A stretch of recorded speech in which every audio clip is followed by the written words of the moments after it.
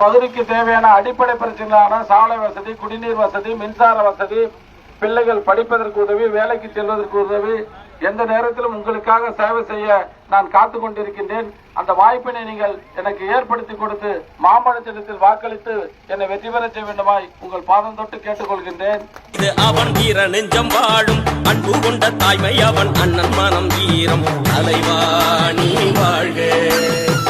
தோழமை தோழன் நீதான் தேச